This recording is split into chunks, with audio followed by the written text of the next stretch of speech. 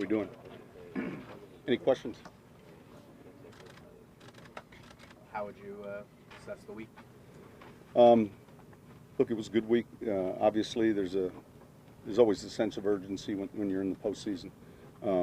So there's that heightened awareness, if you will, to the details. So you feel it,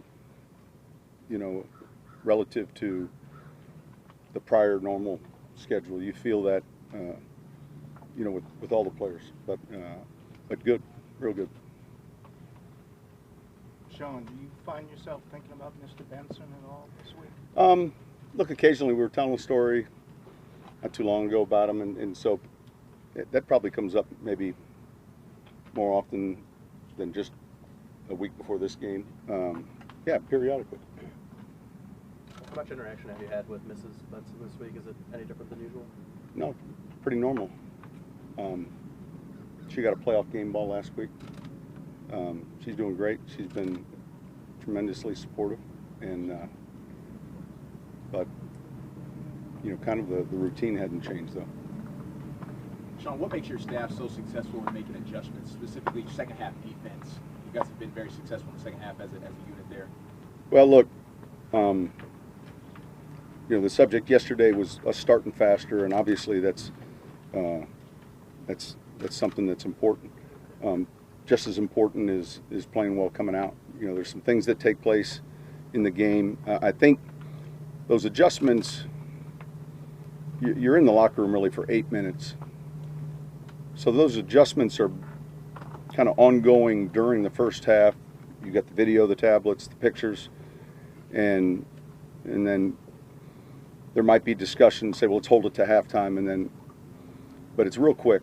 You get in there and quickly meet as a staff, and then the units, and then you're with your players, and then here we go, you're out. So it's not a long halftime, but I think that process begins during the first half. Sean, considering your play calling from a field level, how much input do you have from the guys who are seeing up above? Well, the first thing up above are the ability to spot quickly, hash mark down the distance. I mean,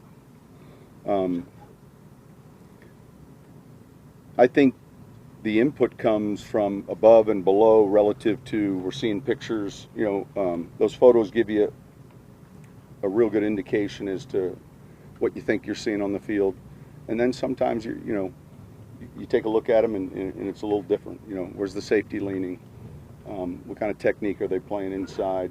So there's a lot of information gained, but I would say offensively, those coaches that are all involved in the game plan, our offensive staff will have certain responsibilities, and we'll be in the middle of a drive, and I might say to Pete, think about your red zone, your first third red zone if we're here. Think about it, and then because it's going fast, and so we've done it so long together that it works. And in the same way on defense, when Dennis is on that line, he's relying quickly on the personnel. That would be much like the spotter. What are they in? So we can get the defensive call. Do you ever communicate with Drew after you guys break the huddle? Like, you ever keep talking? No. Usually it's repeat the play, maybe some alert, and 15 seconds it shuts off, and you'd like to have that, happen. I'd like to be finished with the play call, at 19. Obviously north of 15, but there's that element of we're not at the ball right away where there's 30 and we're talking.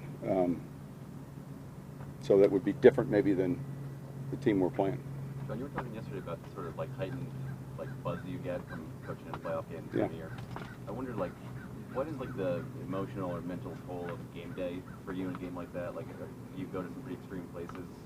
No, when the game's over, for me, if you're asking, sometimes you have a headache, you're starving at some point because you really players ate a pregame meal at let's say 9:30, 10 o'clock, and then here it is, call it 5:30 or 6. Hard to sleep maybe, but that's part of it. There is that stress level that obviously it turns your hair gray quicker than most. 2 is a peculiar time for a kickoff. How much do you have to alter your Sunday schedule at all? Nothing. We would take our Sunday itinerary for a normal, let's say 1 o'clock, and just picture everything. I think it's 2:05. So picture everything going an hour 5. Pregame meal at the stadium. It's so, you give me any kickoff time and just work those. So it's not a big change for us, considering you're playing some other games on Thursday nights. And I think it's a pretty easy change. How important is that first half edge when you see how good the Rams are at those second half adjustments? You guys saw that in Week 9. Well, look, in the end, all of these, the quarters are all equally important. When you really look at possessions, they're first in the league in time of possession. We're second in the league in time of possession. I think that's a key statistic. And so that time of possession probably means you're efficient on first and second down. Their first and second down efficiency is outstanding. I don't know how many third downs they had last week, but not a lot. So, there's a little CFL football involved in that. You're going to have third downs, but if you're oftentimes in games where you do well, you might have a smaller amount of third downs because your efficiency on first and second downs are so good. To your question, though, I think, these type of games will always have momentum swings. It's no different than last week, back and forth, and, you try to capitalize on it, and that's one of the benefits of playing at home. Sean, speaking of Canada, David Onyemata, he only played football for a few years before you guys drafted him. Where is he in his progression now? He's doing well. His 3rd year. Yeah, he's doing well. He's strong. He's a fantastic teammate. It's a great story. I'm glad we have him. He's having a really good season. His first impression, I think, was that East-West game where he caught a lot of people's attention, and he's done extremely well. With Sheldon's injury, what role do you see for him? Well, he's playing a lot. I mean, you could, if you were really, and I say this in the production meeting, sometimes when you list starters, you introduce starters. You could introduce David, Sheldon, Tyler. Those guys are all playing a lot. So, of course, he'll play a lot. Speaking of that, was there a decision not to introduce individual starters last I think week? we did that. I just think in the postseason it's easier to introduce the team. We've done that in the past. Sean, is David Onyemata, is he a lot different, like on the field and as far as off the field? He seems like he has a quiet demeanor in the locker room. He is quiet, but look, on the field, there's a way about him, and there's a presence, there's a physicality about him, and look, he's not going to have to be Superman in this game. He's going to have to continue just to play like he's been playing, and always there'll be a rotation relative to what we're playing down in distance. But he's got a good demeanor. Talk about how the players, up front have to block Aaron Donald or Suh. How much does that impact you as a play caller, just knowing? Well, it impacts the week relative to preparation, what you're doing with protection. He's a fantastic player, extremely disruptive. Suh next to him, those are 2 disruptive players inside, and so it like any game plan, you begin to look at how do we slow down or help ourselves with where he's aligned. He plays the 3 technique. Suh's playing the nose, and at times Suh will play outside, and so you go through those looks. You discuss it on your 3rd down plan. You discuss it in your base, in your red zone, and when you have a great player or great players like those 2 guys are, you got to look closely at what you want to do and make sure it fits. How close were you guys to getting Suh here? What do you remember about your meeting with him? We had a great visit. Look, he came in. We spent a lot of time. We had a long breakfast, he and I did, and we had played him, I think, either that year or the year before over in London. He was great to visit with, and you're working hard and you're recruiting, and there were a handful of teams, not just the Rams and us. There were a handful of teams, and he narrowed his visits down, and then LA was the last visit, and I think just reading his quotes yesterday, he felt that fit relative to where he wanted to be, and that's part of free agency. But yeah, we were calling, recruiting, doing all the things that selling your program.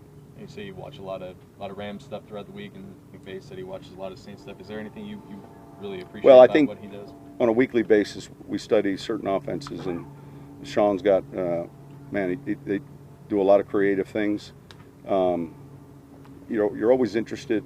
We're constantly looking at ideas, things that some things may or may not fit, which you do. But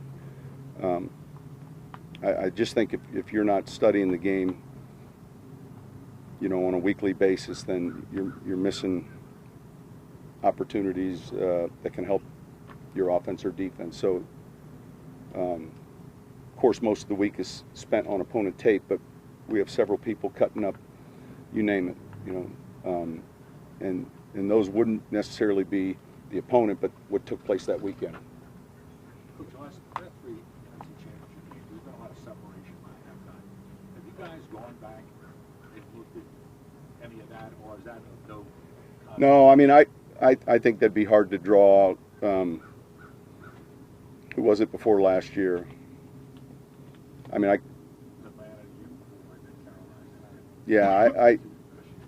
that wouldn't be something. I remember last year, but that wouldn't be something we spent a lot of time on. Sean, as a play caller, kind of going back to the Suh and Donald thing, as much pressure as they create, as a play caller, you look at the quick game as something that's going to be even more important. I know everything's always in the arsenal every week. Yeah, well, listen, everything's not in the arsenal every week. There's certain things that are in the arsenal, some things you hold on. And so you look at the front that they play, and you look at what they're playing in the nickel, in the sub packages. These guys play a nickel, they play a dime. They'll get in their Okie structure in a nickel. They'll play base to your nickel. So there's a lot that goes on with what Wade does, and he's done it extremely well for a long period of time. So you plan accordingly, and then there's all sorts of things that go through your mind relative to trying to get the ball out, offset the, and there's certain times where you're going to have to block them, and so it's not just relying in one area. But back to David briefly, him learning the game in Canada, and I know you played for Ottawa, is that right, at one time? Yeah. How much did the fact that he learned the game there and then came here affect his development? Remember, he learned. I don't know that he learned the CFL game, but he learned the college level game. And when you're playing defensive tackle, even at the East, I think he was the player of the game at the East-West Shrine. He opened some eyes, and yet when he arrived, there was so much to. He'd say he was 11,576 snaps behind everyone else, give or take, high school, college, and I mean, he walked into the football office. So now there's good news with that. You saw a player who is very talented, who wants to work and develop, and so to his credit, he's worked extremely hard to get where he's at now.